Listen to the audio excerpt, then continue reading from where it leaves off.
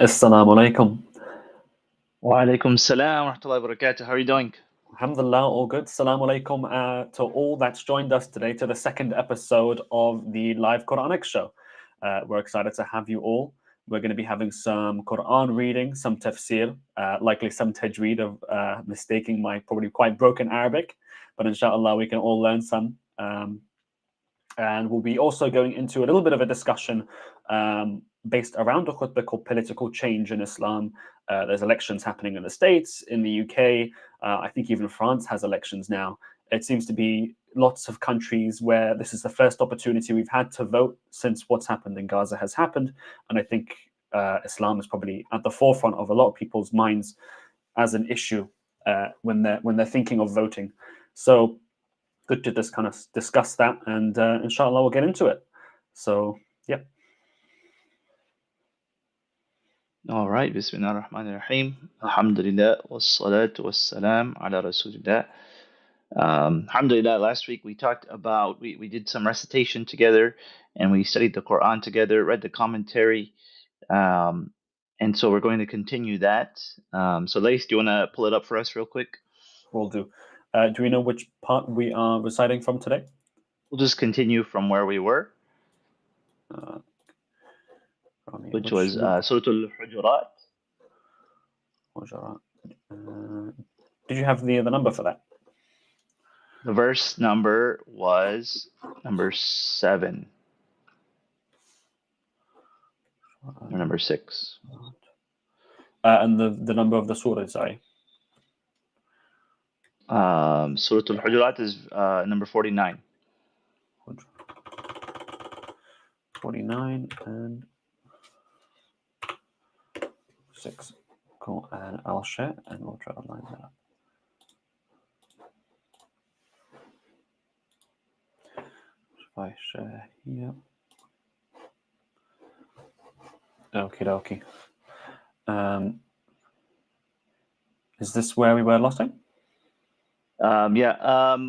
Yep, that's the verse. Yep. Let us know in the chat if you can see that okay. I know last time we had an issue of the comment covering the bottom, but this is at the top, so that should be visible. All right, inshallah. Okay, let's begin inshallah with ta'awudh. A'udhu billahi minash shaitanir rajim. يا أيها الذين آمنوا إن جاءكم فاسق بنبأ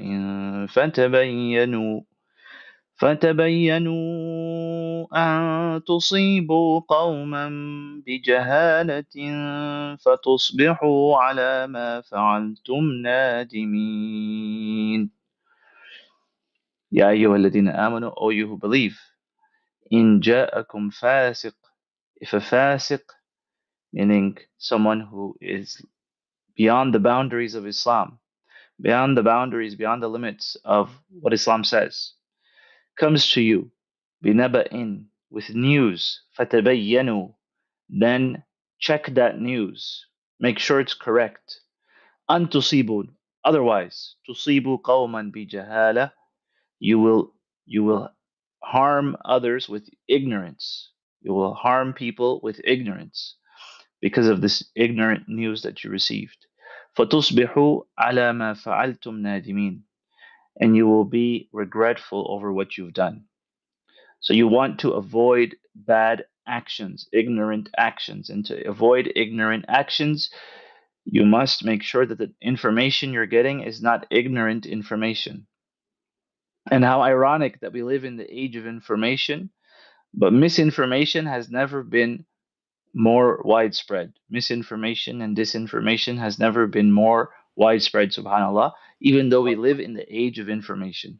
And this is the challenge of this verse, that this verse tells us to be careful of, and something which all of us must bring into our lives. Whenever we share any news, whenever we share anything with anyone, we must make sure that it is true. We must make sure that it is correct. We must make sure that it is true news. I see a lot of times, especially people that are less technology savvy, they become overwhelmed by information and specifically misinformation. So if you are less technology savvy, ask your children, ask someone you know who can help you to make sure that whatever information you're getting is actually correct and not incorrect. We're also in the era of deep fakes where someone can actually, using artificial intelligence, can produce a video or a audio of you saying something you never said, or of someone famous saying something they never said. Yeah. So this is the danger that we are in, and this is the danger that we must be careful of, and we must not jump to conclusions. And if information comes to us, we must not take action until we confirm it. And so this is a very important, beautiful verse where Allah subhanahu wa ta'ala shows us how the Quran is meant for all times and all places. It's not just for this time. It's not just for that time, 1400 years ago, but it is for this time as well. No, 100%. 100%. It's deep fakes. The difference between fake news and real news is whether the person in the picture has 5 fingers or 6 fingers. From whether the AI actually, did the replica correctly. It's scary though. But it just reminds me. It's like almost this is like anti fake news. So it's the only reason really fake news exists today is because people never really check it out. I was listening to a podcast where there's these people in the UK they can call in, and they're saying why don't you like Sadiq Khan? So Sadiq Khan is a mayor we have in London, and they're like because he's going to bring Sharia law. I saw a post on Facebook. He said he's testing Sharia law in 2 London boroughs, and they're gonna roll it out to the remaining 50 boroughs, or I think it is by the end of the year. And they just did a quick search on that program for this post, and it came up of the Facebook post was disproved. And the funniest thing is, instead of Sharia law, the post actually says Shakira law. But even though it says Shakira law, no one actually thought it was fake news and kind of ran on with it anyway and spread it around. It was like, oh no, we don't like this guy. He's spreading Sharia law, Shakira law, even though this was something which he never said. And that's like a big base of why a lot of people don't like him as a mayor. But it's something that was spread around quite a lot. But I just enjoyed the fact that it was. Maybe as a Muslim, it's quite obvious that it's not Shakira law, it's Sharia law. But for the non-Muslim, which thought, oh, this is a point to make out of, then maybe we didn't pick up on it. Yeah, Jazakallah khair. Yeah, Jazakallah khair. So it's definitely something which, you have to think about, because it's something which we see unfortunately day in, day out, that people are not only listening to misinformation, but they're taking action on misinformation and spreading it like wildfire, subhanAllah. Mm. So this is something which we all have to be careful of. Let's read the commentary as well here. So it says, okay, it says here, these verses convey principles that should be followed in any Muslim polity community. They were reportedly revealed regarding a false accusation that could have led to fighting between the Muslims of Medina and the tribe of Banu Mustaliq, whom the Muslims had already defeated and who had accepted Islam and agreed to pay the zakat. The Prophet sent Walid ibn Uqba to collect it. There had, however, been enmity between him and the Banu Mustaliq in the pre-Islamic Jahili period. When the people heard of his coming, they came out to receive him out of reverence for God and the Prophet. But Walid was scared of them and took it into his mind that they wanted to kill him. He returned and went to the Prophet, saying, "They have refused to pay the alms, the zakah, and wanted to kill me." The Prophet became angry and began arranging for an armed delegation. The Banu Mustalik realized that the emissary had gone back. They went to the Prophet and said, "We heard of your emissary, and we went out to receive him and give him the right of God that was due upon us. But he went back, and we feared that what sent him back might be a message he received from you because you are angry with us. We seek refuge in God from his wrath and from the wrath of his messenger." Then these verses were revealed, clearing the Banu Mustalik. On the basis of this, many Muslim scholars reject testimony in the legal matters of anyone known to be fasiq, that is, someone who does not practice Islam or is known to be someone who does things which are un-Islamic, unless a corroborating witness or corroborating evidence can be found. there is some debate as to whether the testimony of the fasiq can be accepted for other matters such as marriage, and whether a fasiq can be allowed to lead the prayer, um, and so on. So that is kind of some of the background of that verse, and that gives us a little more detail as to how this all came to be and why this verse was revealed in the context of this misinterpretation. So this wasn't even, the interesting thing is that this was one of the companions of the Prophet sallallahu alaihi wasallam. Mm. This isn't even a situation where some misinformation is being spread intentionally, but rather it was a misinterpretation even. So it's even Mm. lighter than the situation we find ourselves, where now we find ourselves in deliberate misinformation. But also we realize that it's not enough to say, well, it wasn't intentional, because Yeah. we even have this verse is actually applying in the Prophet ﷺ's case to unintentional. Walid was not intentional in misinterpreting, but he was unintentionally misinterpreting what the Banu Mustalik wanted. And so what Mm. that tells us is to be especially careful in that being unintentional is not enough. Oh, well, I never intended to spread misinformation, or I never Mm. intended to spread ignorance, or I never intended to, misinterpret this thing. But actually, Allah is clear about making sure that we do everything intentionally when it comes to any news which we might take action upon. And Mm. unfortunately, Muslims are actually the victims of this more than they are the perpetrators of this. And so Yeah. we have to be especially careful of how we perpetrate misinformation, because we are the ones that are mostly the victims of misinformation ever since 9/11, and even before that, to be honest. And Mm. even the Prophet ﷺ was the victim of misinformation. And even saying the Prophet ﷺ was a victim is actually, it sounds wrong. But the Prophet ﷺ there was misinformation about the Prophet ﷺ, and that is something which the Quran even mentions, right? They Mm. called him Sahir, magician, they called him Majnoon, or insane. They called him all kinds of na'udhu things, insults, and misinformation about him, misinformation about his family, misinformation about his children, misinformation about his wives, misinformation about all kinds of things. So we should especially be careful as Muslims to uphold true knowledge, uphold correct evidence and proofs and so on. And we should not simply just fall into what we call confirmation bias, that you already Mm. believe, and so you take whatever information and you say, you know what, this already agrees with what I believe, and so I will move forward with it. It doesn't matter if it's true or not, but you should not use your beliefs as the arbiter or judge of what is true and what is not true, but you should use what is true and not true based on evidence and not based on your own beliefs. Because your Mm. beliefs could be wrong. Your beliefs could be wrong. Your beliefs could be wrong. Of course, your belief that Allah is one is not wrong, but your other beliefs around all kinds of situations, it could be wrong. And that is where you must depend on evidence and proof and evidence in order to actually make the correct decision. All right, let's move on to the next verse, inshallah. Sounds good. Sounds good.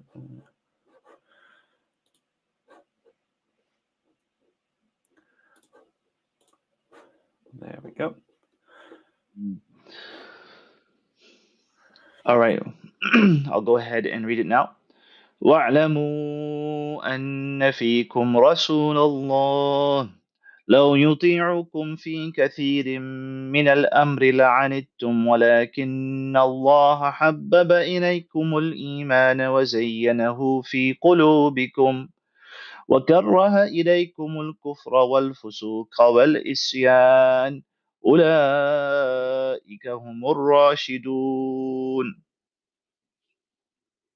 And be aware or know that the messenger of Allah, and if he were to follow you in so many of his decisions and matters, لَعَنِتُّمْ, then you would actually suffer.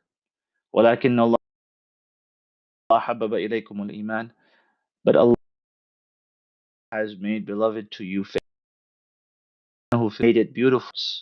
وَكَرَّهَ إِلَيْكُمُ الْكُفْرَ, and he made disbelief, al-fusuq, going back to fasiq, which we can say as sin or living a life of sin. So he made kufr and fusuq and Isyan, disobedience to Allah, He made those disliked and He made those hateful to you. أُولَٰئِكَ هُمُ الرَّاشِدُونَ. So those people in whose hearts Iman is beautiful and in whose hearts it is beautified and is beloved, and in whose hearts they hate kufr and fusuk and isyan, those people are ar-rashidun, the rightly guided.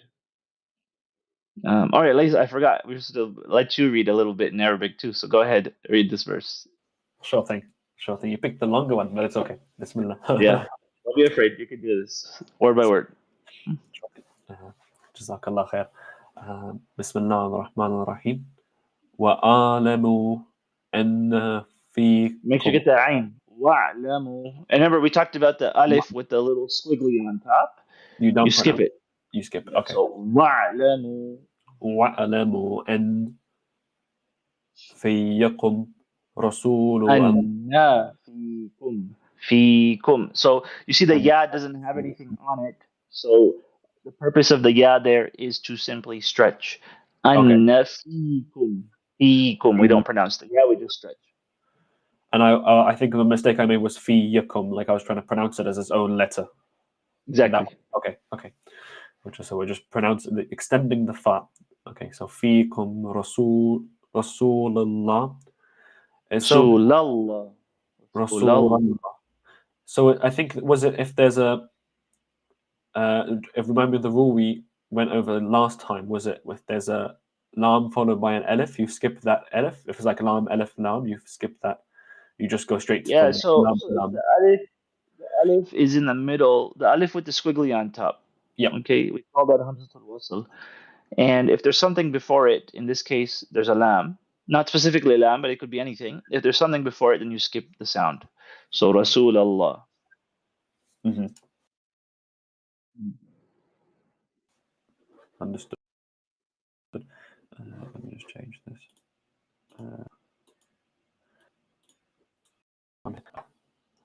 رسول الله لو يطيعكم في كثير من الأمر لأنتم ولكن الله لعنتم. لعنتم ولكن الله هب هبب إليكم حبب أوكي حبب إليكم إلا يمان وزينة. Sorry, could you repeat that last bit again? حبب إليكم الإيمان.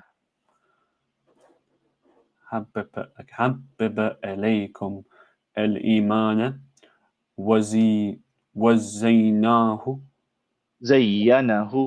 زينه في قلوبكم وكره إليكم الكفر والفسوق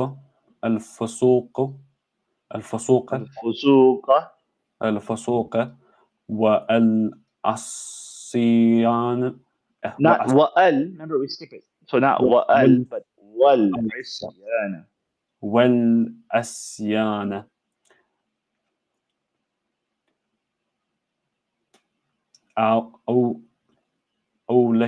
أولئك هم الراشدون. أولئك هم الراشدون. Good. هم الراشدون. I think I'm always stuck between a paradox of do I pronounce it even slower than I already am and make it sound more wrong, or slow down loads and then try to actually. It's difficult. I find it. I think slow down. Yeah, slow down. But the issue I find is, am I then gonna ruin the pronunciation even more? No. That's how you learn. You have to go at the speed of your processing, and your processing, inshallah, will upgrade every time. Inshallah. So I'm going to read the commentary here.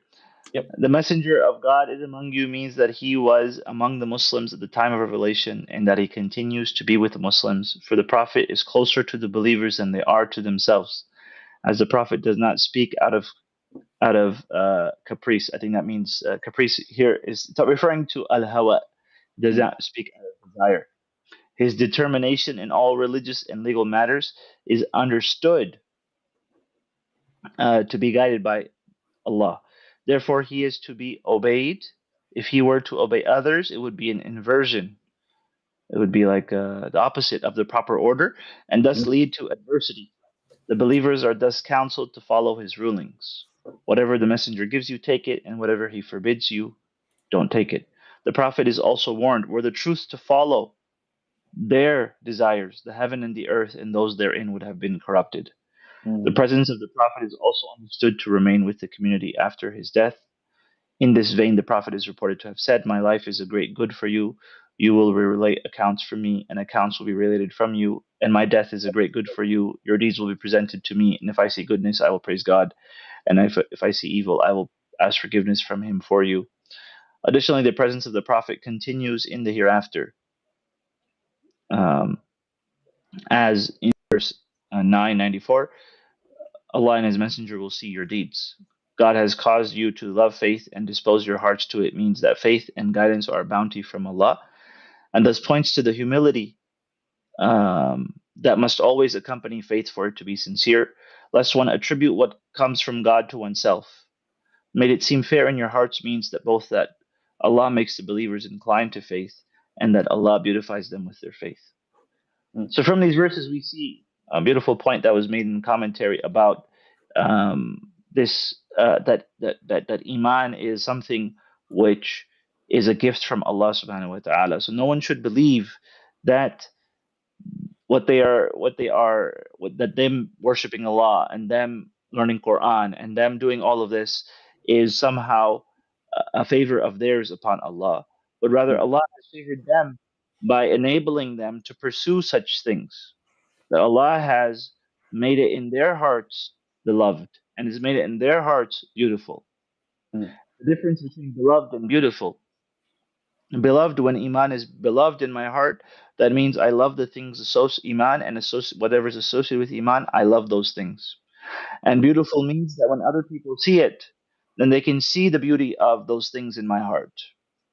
That's what it means, zayyana, right? So that's the difference between beloved and beauty. Beloved is to me how iman is to me, and beauty is that belief is something beautiful in my heart and in my actions, right? mm. From because my actions stem from my heart, and so this is very important because a lot of times people they become religious and they become worse. Mm. They become religious and they become worse, meaning they actually push people away. They actually Yeah. push people away. They don't bring them closer. I was listening to an old clip of a famous sheikh, old clip of his from 30 years ago, and Yeah. he was saying that the problem with religion is religious people. The problem with religion is religious people because a lot of like even young Muslims who come to me, active in the masjid, pray five Yeah. times a day, come to the masjid all the time, volunteering, and when I asked them up front, I said, "Who do you feel most comfortable around?" They would Yeah. say not because they feel like Muslims are judging them or that Muslims are not giving them benefit of the doubt. Mm, Whereas Islamically, we believe in benefit of the doubt. We believe that Iman should make your heart beautiful. It should make your actions beautiful.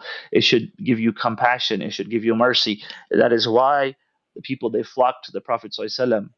وَلَوْ كُنْتَ فَظًّا غَلِيظَ الْقَلْبِ لَانفَضُّوا مِنْ حَوْلِكَ. If you were harsh, hard-hearted, O yeah. Prophet, then they would have fled from you. So, is Iman beloved to us? And is it also making us beautiful to others? Mm, Not that the opinion, we must, capitulate to the opinions of others. That's not what we're saying. But what we're saying is, how do we treat others? How do we treat others? And do they feel beauty when we treat them, even if we don't necessarily agree with them on everything? So we might not agree with a lifestyle or an action or a sin, but do they still feel like love is emanating from us? Because the Prophet ﷺ, if something was wrong, he would say it was wrong. but the mm, people still felt love from him. They felt care and concern from him, regardless mm, of whether or not he was upset with what they were doing. And that's something which must also emanate from us. And that's a big blessing of Allah subhanahu wa ta'ala if we can do that. And so we ask Allah for that. We ask Him to not only make Iman beloved to us, which for many of us it is, but to also make it beautiful in our hearts so that mm. others can also witness the beauty of Iman and Islam. Jazakallah khair, 100%. I feel like, as in it's, I feel like, as in maybe you could kind of shed some more light on this, but maybe today's society, I feel like finds a way to judge others even without a fixed moral system. So maybe some of us, which as we kind of are brought up partly by this society and obviously then are brought up with Islamic morals, take that habit of applying judgment in lots of different ways. Maybe Mm, in as in I'm not saying judgment didn't exist in past, but whether it evolved in a way, maybe it was easier to see that the way that people would impart that guidance and mercy without that kind of heavy-handed judgment in past. Whereas today it seems like a lot of it is, if you even in a society without objective morals still finds a way to pass a lot of judgment. And maybe we're just kind of inheriting that with the and then applying and then we think, oh, we then now we have this moral system, we should start saying to this person and use that same thing other people do, in kind of imposing that and trying to be harsh with that. But no, jazakallah khair, 100%, 100%. Should we? I think we have a few more minutes, so we could do. I think one more. There's a short one before we kind of go on to our discussion. yeah, and this is a continuation of the previous verse, so we'll read this one. Sure. فضلا من الله ونعمة والله عليم حكيم. That all of this is through Allah's favor and blessing. Fadl is Allah's favor. Fadl is an important concept in the Quran. Fadl is the concept that Allah gives more to some than others as a test. So some people they are born with, as they say, a silver spoon, and some people they're born with no spoon, right? So Fadl is Allah, how Allah gives more to others in certain ways. So it could be the one that is born with a silver spoon. They might be, they might, have things missing in the rest of their life. Mm, That the one who is born without a spoon at all is born with. And it could be that their blessings are different from the blessings of the other. And Allah has created these differences between us. yep. And so each of us has certain things which make us privileged. But in modern culture, privilege is talked about as guilt. Okay, so if you Mm, have any privilege, you should feel guilty about it because the one who has less privilege than you, the one who has less privilege than you is better than you. The one who suffers more than you is better than you in modern culture. mm, Um, and there is some aspect of that in Islam where the Prophet ﷺ said the poor will enter Jannah first. Why? yep. Simply because they will have less to account for. The ones who have less to account for, they get to Allah. It's very logical, actually. They have less to account for, and so they get to Jannah first. So the Mm, only benefit, or the best blessing they have is the quicker pace. But it doesn't mean that they are at a level above those that have yep. more than them automatically, just by the means of suffering, just through suffering. And at the same time, so when we do have privilege, what is the test of privilege? It's not to feel guilty. The test of privilege is what are you going to do about this privilege? How are you going to use this privilege? If you have Mm, a blessing that others don't have, how are you utilizing this privilege and this blessing? Because that is the test. The test is not how guilty you feel. The test mm, is not how normal you are. The test is not how much you fit in with others that have less than you. The test mm, is what are you going to do with this privilege which Allah has given you that He did not give to anyone else? yeah. Fadlam min Allah. So Iman is the greatest fadl. Iman is the greatest privilege, the Mm, greatest blessing, favor of Allah, and a great big blessing. I mean, Uh, Wallahu alimun hakim. And Allah is all knowing and all wise. And it's meant to be reflected upon that what it could be the connection between the names Allah is all knowing and all wise to these verses. Because Allah knows who He has given Iman to and who He's made beautiful in their hearts. And Allah is all wise with who He doles out these blessings and these privileges. So if you see someone in whose heart Iman looks beautiful, you can see it on them, you can see it in their actions. Then you thank Allah and you say, look how wise Allah is that He's given this to this person. Ya Allah, I ask for your knowledge and your wisdom. I ask from your knowledge and from your wisdom that you also help me to find a path to that. Because when someone has a blessing, the envious person says, why did Allah give that person this blessing? Whether it was beautiful Iman, even if it's just beautiful Iman. It's a beautiful thing to be envious of someone because they have beautiful Iman. It's better than being Yeah. envious of someone because they have something you don't have, a car or a house that you don't have. But a material thing. But if you Yeah. do find yourself feeling envy, remember that Allah is all wise and He gives to who He wills, and it's His decision. And envy is to say, Allah, your decision was wrong. That's what envy means. That's why Okay. envy is a sin, because it's saying, Ya Allah, your decision was wrong to give it to this person. Why didn't you give it to me, Ya Allah? Yep. So the one who finds envy in their hearts for these beautiful blessings should remind themselves that Allah is all knowing. He knows everyone's situation and He is all wise. He does everything with a reason.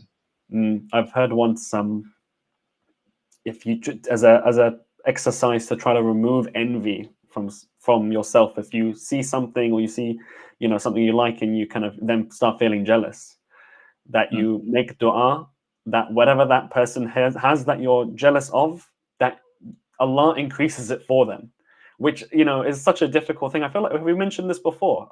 Did we talk about this before? I'm not sure, but No, no, it's okay. Yeah, go ahead. it's such an incredibly it's like if you're someone jealous of someone, the exact opposite thing you want to do is give them more of that thing. But the advice we're given is actually, if you see something you like and you're kind of jealous of this person's wealth, their house, etc., etc., pray to Allah and ask Allah to give that person more of that thing, and it will Mm. completely just break that in you. It would do. If you're feeling envious, how can you feel envious if you've just asked for Allah to give that person more of that thing? But yeah, 100. It's interesting though, this kind of idea of envy of someone's faith.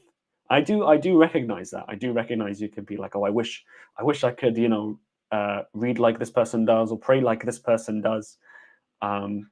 But again, I guess it's that same thing of doing that in a constructive way where you pray for that person's betterment, because there's no real limit. I think it's something we sometimes forget in a very material world. There's no limit to Allah's blessing. Allah blesses who He wills. He can make everyone quadrillionaires if He wanted to make everyone quadrillionaires. There's not a cap on this, and I think this verse particularly reminds me of, sometimes I've heard people, they say, oh, I'm rich because God wanted me to be rich because I'm kind of better than you. It's a I'm better than you kind of thing. And Muslims with this belief, but others with this belief. But I think, correct me if I'm wrong here, I feel like Islam says the opposite. It's not any particular, just because you've been made rich and you've been made poor does not mean Allah loves this person or thinks this person which is rich is better than you, which might be poor. Is that a correct kind of Islamic way that you would Yeah, frame that? blessing is so material blessing. So this verse is talking about the blessing of Iman, which is different. Yeah, But yeah. the blessing of material wealth is a test from Allah subhanahu wa ta'ala. Will you be Mm, thankful, and how will you use this great blessing which Allah has given you? How are you going to earn it, and how are you going to spend it, and how are you going to help others with it, and how are you going to spread the good فعل الخيرات? How are you going to do good things with mm, it, with this blessing that Allah has given you? Or are you going to use it to commit sin and disobedience and kufr? mm, Are you going to use it to promote things which take people away from Allah subhanahu wa ta'ala? Are you going to use it or earn it in a way which is going to bring your connection to Allah, sever your connection to Allah and to the rest of the believers? So this is something important to understand. definitely. Jazakallah khair. I think it should be time to move on to our kind of discussion section, where we can kind of have a bit of a discussion around political change in Islam. Are we good to move on to that? I think we're finished with the Quran for this week. I think we'll carry on from We're next week. never finished with the Quran. Never finished with the Quran. That's true. But for this session, but no, Yeah. that's very good. I'll change the background to orange to signify a new section. So I've got nothing to show, but it's just going to be a discussion around political change in Mm. Islam. So Mm. I've seen lots of these discussions pop up. Lots of imams and YouTube videos popping up saying, is voting halal? Is voting haram? How can we as Muslims engage in the political process, especially in the West? There's been big movements. I know of the British movements more so because I'm kind of been trying to be a part of it, especially with what's been going on in Gaza. We've got stuff like the Muslim vote. So the Muslim vote has got together a lot of Muslim interests and Muslim policies, and kind of formed a. I want to call it a lobby group because it's not really like on that stage, but it's more like they'll put a rubber stamp on MPs that meet that requirement of being a pro ceasefire, pro Muslim candidate, and highlights the ones they didn't. They have a really interesting table. They have a table of percentage of Muslim population in a town and whether that MP voted for a ceasefire or not, in a big table for everyone to see. And people can use that to inform their vote. So, yeah, I think I would want to ask you how do you view the next stage of Muslims participating in the political process, and especially how would you see it different now? Have you seen as an imam anyway, people have started to think about this differently post what's happening in Gaza? People a bit more aware of engaging in the political process than they were before, would you say? Um, yeah, I think people want to find a way to make change. And Mm, I gave a khutbah on this last Friday. It was the day after the debate, the presidential debate yes. here in the US. So I gave a khutbah on leadership last Friday. You can find it on my masjid website. We'll probably have it up on the YouTube as well eventually, once we get to it. But my masjid website has this khutbah on leadership, which I encourage you to listen into, to talk about, what does it mean to be a leader in Mm, Islam? What are the requirements of a leader and the qualifications of a leader? A lot of people have this idea in their mind that all that's required to be a leader of Muslims is religiosity. But mm, actually, that is not the case. That is 100% not the case. The case is the leaders of the Muslims were never the ones who were outwardly the most worshipping of Allah subhanahu wa ta'ala. And mm, actually, the ones that were the most worshipping of Allah subhanahu wa ta'ala outwardly, because worship of Allah is very broad, mm, and they were not given leadership on purpose. You have the famous hadith in Bukhari of Abu Dhar al-Ghifari. Abu Dhar al-Ghifari was just that. He was an abid. He was a worshipper of Allah subhanahu wa ta'ala. He spent a lot of time on his own, in his home, worshipping Allah. There's many stories and hadith about his zuhud, his kind mm, of leaving of the dunya. And he said to the Prophet sallallahu "Ala tasta'miluni ya Rasulullah? Will you not use me in leadership, O Rasulullah?" mm. And the Prophet sallallahu said no. The Prophet Okay. ﷺ said, Ya Abu Dhar, innaka da'if. Abu Dhar, you are Mm. weak. Wow. He said, you are weak, Abu Dhar. To the companion, radiallahu anhu, if he was here, I would look to him. He's above me, of course. But Mm, this is what the Prophet ﷺ said to Abu Dhar. Innaha amana. Leadership is a trust.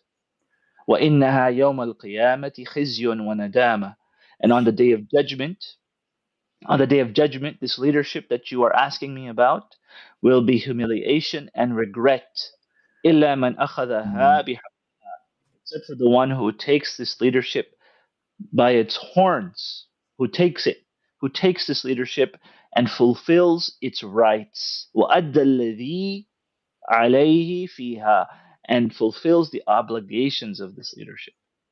And so the mm, Prophet determined that Abu Dhar was not qualified to do that among the companions. mm, Okay. And so what we see from that is that just because you are someone who is very pious does not make you enough to be competent as a ruler or as a leader. So that's on mm, the one hand.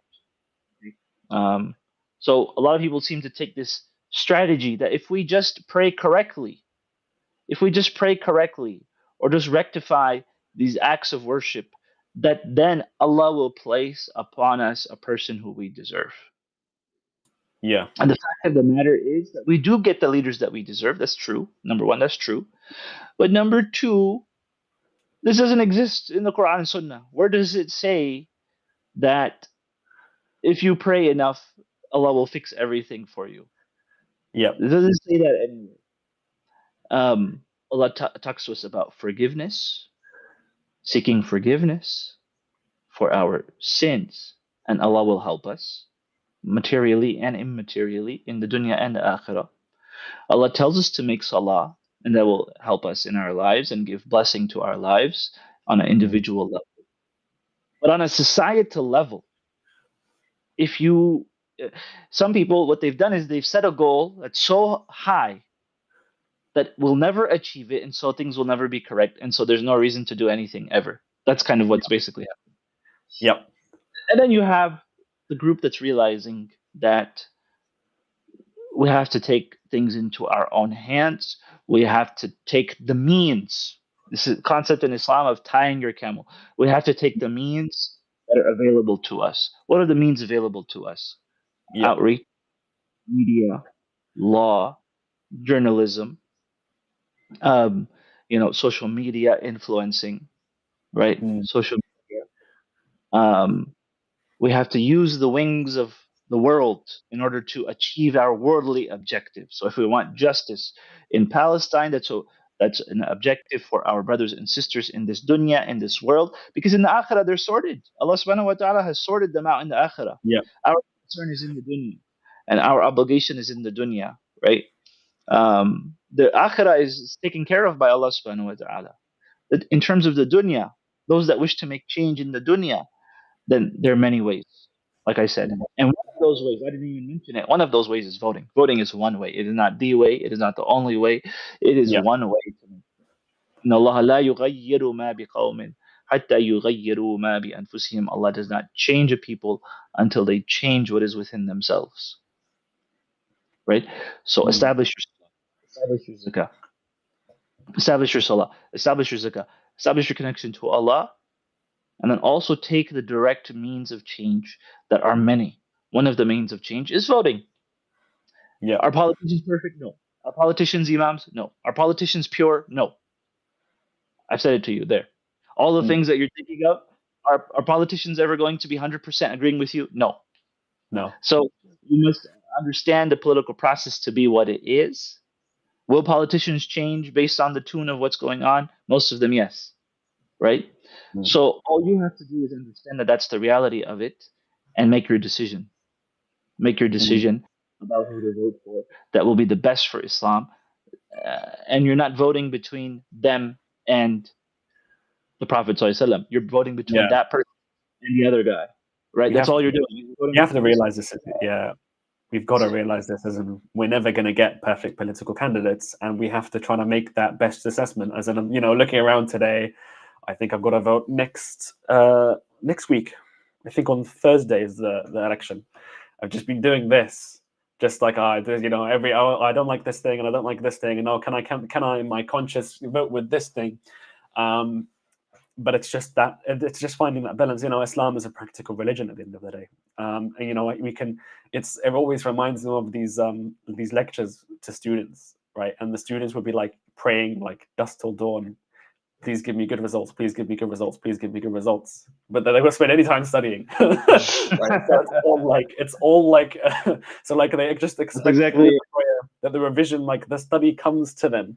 And I think it's the same thing with this. Is like we can pray. Prayer is again very important. It helps, clarify our intentions, bring blessing to what we do, make more of what we do worship. But it's the doing bit that will be the bit that's blessed.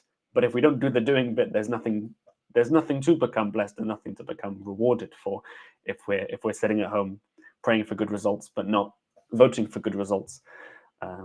So Yeah. yeah, I 100%. just realized voting is one thing. Yeah, Voting is not one perfect. thing, yes. Nor is anyone saying it's perfect. Voting is not going to solve all the problems today. It's probably not going to solve all the problems tomorrow, but it is one solution among many solutions. And it is probably one of the, I would say it is more important than most people make it out to be. Most people Okay. think, oh, my vote doesn't matter. But actually, there's many. many elections that have been decided by one vote. You can Google it online. Many Yeah. elections that were decided by a handful of votes, 10 votes. That's you and your family, right? You and your family, your brothers and sisters, their families. Mm. 10 people made the difference between elections. Even here locally, a Muslim Mm. won by one vote. So Subhanallah. this is something that happens all the time, and so we don't want to say that voting is a tiny solution. It's a big solution. It's how the powers that be become the powers that be. Mm. They're depending on Muslims not engaging. They're afraid of Muslims engaging. They're afraid that Muslims will finally wake up. They're afraid that Muslims will finally realize that this is the only way, or not the only way, but one of the ways, most important ways to move forward to help our Mm. brothers and sisters. Because at the end of the day, their oppression is the result of the policies of governments in the West. Me being in America, the primary support of this oppression, and you being in the UK, which is probably the secondary or Yeah. third support of this oppression, right? Mm. And the actual initial instigator, the actually initial problem was created by Britain itself. So Yes. you Yeah. know, being living in these countries where we have the most influence, every little thing that we can do, whether it's boycotts, whether it's not drinking a coffee, not eating a sandwich, right, at those places which support these policies. Mm.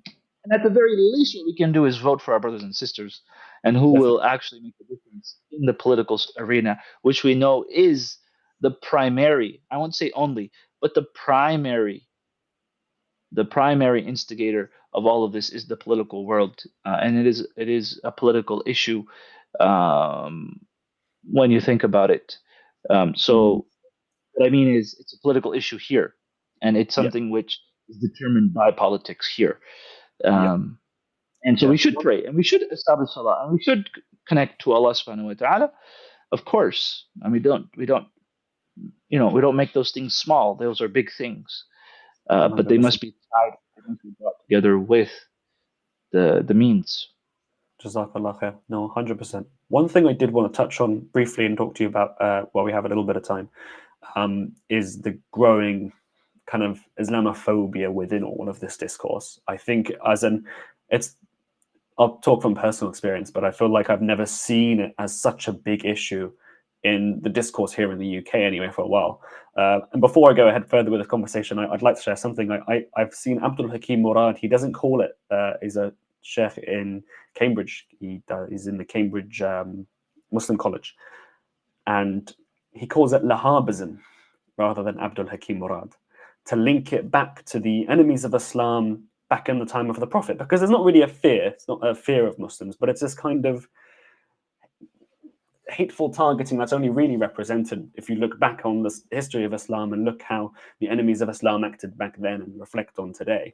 But how should we deal with when we see, you know, more and more political candidates coming out, and Islam is kind of becoming one of their big issues. And maybe I don't know how this is different between the US and Europe, but this is a growing thing in the UK. France has got their elections coming up soon for their prime minister, and I know they've got they've got political candidates, which almost seems like issue number one is Islam on their kind of roster of issues, or it's hidden under immigration. Immigration subtitle Islam. And I think for a lot of Muslims that live in a country and a kind of, and associate with a country, for the people in that country to then start turning on them is quite a frightful and quite a anxiety-inducing moment when they start feeling the home where they start feeling like the people in their own home no longer want them to be there, and they start feeling that this is not somewhere where they're welcome anymore. Try to contextualize this a bit and deal with this as Muslims as this is growing in political discourse. Bismillahirrahmanirrahim. So I think if you look around at the protests, you look around at the people speaking out for Gaza, you find that among them are Muslims, but among them are also many non-Muslims. And so, Mm. as Muslims, it is our obligation to not hide away in our masjid, to not hide away in our homes, and to get out of our comfort zone and to be out in the world and to show that we will not be scared. We will not be scared into submission. We will not be scared into hiding. We will not be scared, but that rather we get out and we go on a charm offensive to establish the da'wah of the Prophet ﷺ and to spread the true information about our deen, to be involved in our masjid, to be involved in our schools and at our work and at our colleges and at our universities, Mm. to try to bring the true message of Islam to the forefront and to the people, and at the very minimum, at the very least, through our own character, how we treat others, not being afraid. Because what you will realize is that the majority of people don't even know all this is going on. The majority Mm. of people are just worried that they're having to pay more for their groceries today than they were paying yesterday. Yeah. That's the main concern on people's minds. And so, as Muslims, we have an opportunity in this difficulty. We have an opportunity to show people who we are. We have an opportunity to engage with people. And this was the way the Prophet ﷺ, he did not say, "Let me just hide away in Medina and do nothing. Let me just hide away in Medina and wait for the Quraysh to attack me. Wait for the Quraysh to destroy the Muslims." This is Mm. not what the Prophet ﷺ did. He took charge. He took leadership. He went and took actions. He made moves. Mm. He created strategies. He took consultation. He took shura. He made a difference. He made change. He made alliances. He made Mm. peace with the Quraysh, Hudaybiyah, where the Sahaba thought they were taking two steps back. Mm. And in some ways they were, but they took many, many, many steps forward after Mm. that treaty. So the Prophet ﷺ pursued all kinds of action as an example to us of what you should do in times of difficulty. And his difficulty was much greater than our difficulty, and Yeah. his challenge was much greater than our challenge. And yet he was able to overcome with the help of Allah subhanahu wa ta'ala and through taking action. And that's the same thing that we need to do. Trust in Allah subhanahu wa ta'ala and take action and not be scared and not be discomforted, not just stay in our comfort zone, in our Muslim bubbles.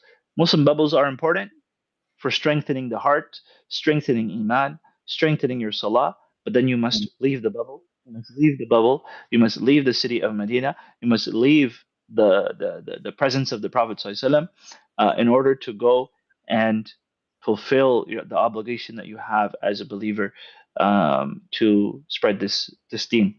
Amen. So I would say Muslims, don't be scared in your homes. Get out there and fight for your children, fight for the next generation, fight for your deen, right? And what do I mean by fight?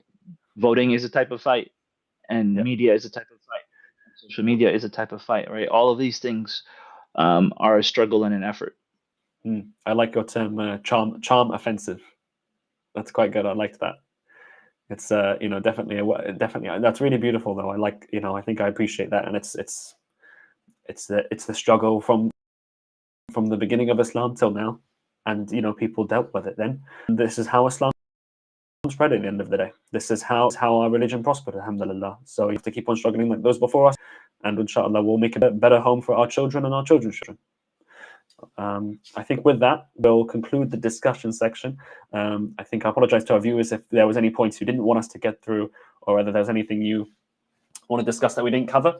But I appreciate the time you've given us. I think we're going to wrap up with a few final items of what's going on at Quranic and some notices we have, and then we'll wrap up, inshallah. So I'm excited to show you a new feature we've been working on at Quranic, and introduce it to you and give some of you the opportunity to test it. Let me show you the next slide.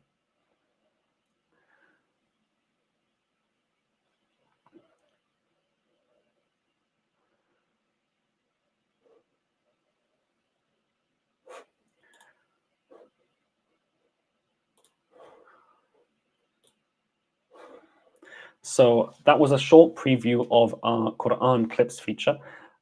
So Quran Clips, and I'll put the QR code to sign up to be a beta tester. Quran Clips is a new way to actually record and share recitations, Quran recitations on the Quranic app. So rather than seeing recitation Islamic content on somewhere which might bring you elsewhere, and might not be the platform correct for Islamic content, you can actually view it right in the Quranic app, and it's going to be a new way to actually record recitations, share recitations in and out of the app, and it's a new feature we're excited to share with you all. It's currently in beta on iOS in particular. We are working on an Android version, I believe, but iOS is what we're working with at the minute. And if you'd like to test that, you can actually get started with this new feature now. If you scan this QR code, it's a short form, and then you'll be invited to the WhatsApp groups for it and be invited into our beta. And there we'd be really appreciative to hear your feedback and grow the app together, inshallah. I think another thing we wanted to discuss is our latest book. Hide myself from here.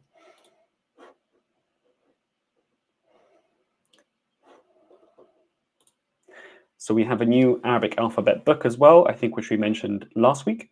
That actually is going to help you understand the phonetics of the Arabic letters, some which have English parallels and some which don't. And it's great for any age, whether you're someone like myself, which might appreciate understanding some of those phonetics, still working on those. It'll be great to have a physical copy of something to actually refer back to when you get stuck up on those phonetics sometimes, especially coming from language quite dissimilar to Arabic, like English. If you would like that, it's currently being launched on Amazon. It'll be available for sale on Amazon. But if you get our newsletter, sign up to our newsletter, you'll get notified with the link for that as soon as it's out. I'll leave that on for a couple more seconds because I'm aware I just put it up. Jazakallah khair.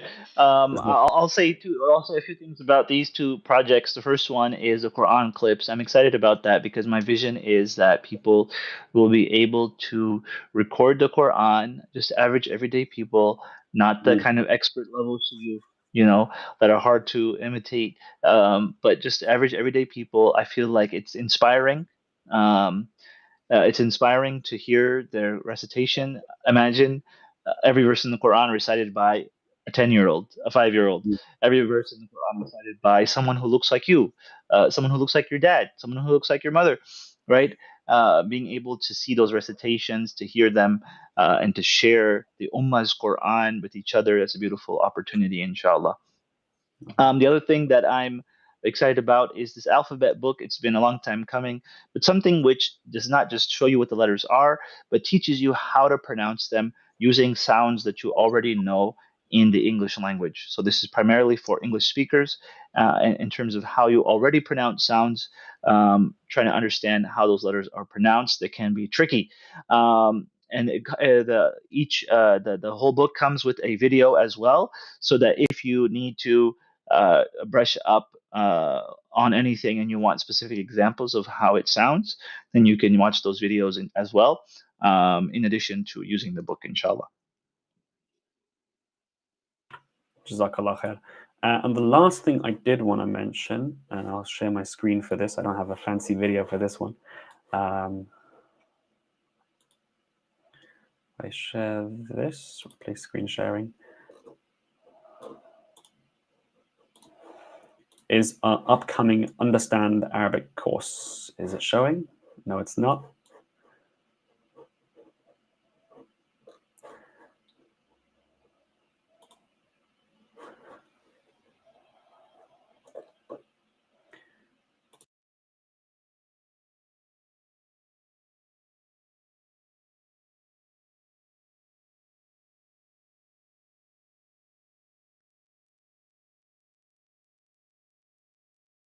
Bit difficult to see here. There we are. That's a bit better. So the Understand Arabic course, I think Imam Adam can reflect on that. Expand on that a little bit more too. But what it is it's a kind of live run through of our Understand Arabic course.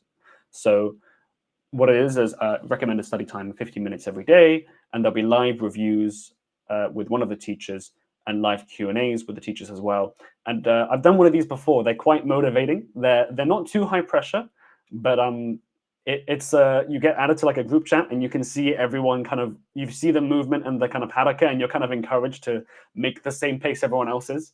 It's positive guilt tripping is what I'll call it. Positive guilt tripping in the sense that you see everyone else making progress, and if you're not also making progress, you start going, oh, everyone's learning it really quickly. But it's amazing because you start seeing how much progress you can make with Arabic in quite little time.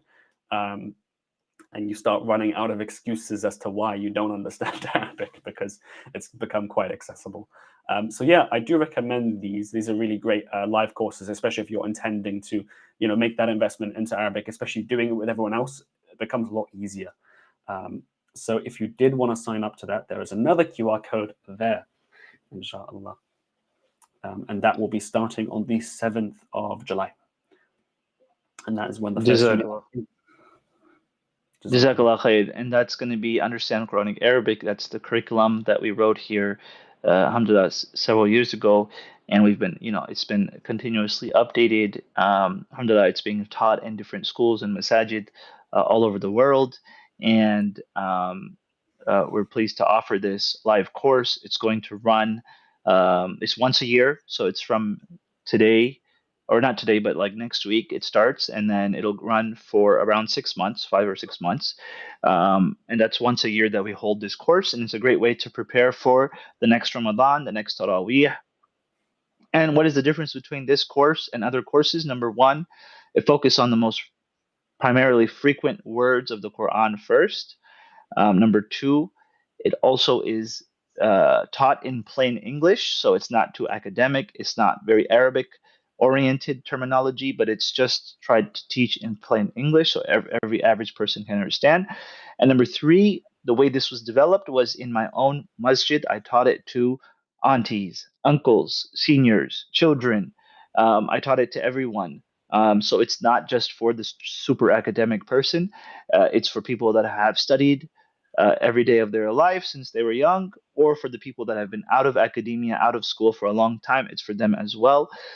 So we really tried to make sure that it was accessible to every person. And it is paired with the Quranic app, which is what you can use to improve your understanding of the Quran on a daily basis, a few minutes a day. So it's paired with that as well. And it all works together, alhamdulillah, quite well. So we've gotten excellent feedback. MashaAllah, I had the brother, if you remember, he was a physician, and he said, I have 3 degrees. I have 3 degrees. I'm 70 years old. I have 3 degrees. He was from a Nigerian brother living here in the United States. Yep. And he said that I have 3 degrees, and Allah will hold me accountable if I could learn all this other information, all this other worldly knowledge, and I did not learn the language of His book. So Yeah. I just that really inspired me when he told me that. Another one of the students, he's an Oxford professor who converted to Islam and has been studying this course with us as well. So that we had some great examples of our students from all over the world who are taking this course, and I'm excited if you all will join us and realize that understanding the Quran is not impossible, and it's something which is actually accessible and easy, inshallah, with the right methodology. So Jazakumullah khair, everyone, for joining us today, and I'll let you conclude with us, Brother Lace. Jazakallah khair. I think you wrapped it up beautifully. Yeah, that's everything I think we wanted to cover. We appreciate you joining us for the live show today. We'll be live next week at 5 p.m. Greenwich Mean Time, so GMT, 5 p.m. GMT on Monday, inshallah, and that's on Instagram and YouTube. We'll have that up so you can get reminded just before, inshallah. And yeah, we look forward to seeing you there. Jazakallah khair. All right. Assalamu alaikum. Assalamu alaikum.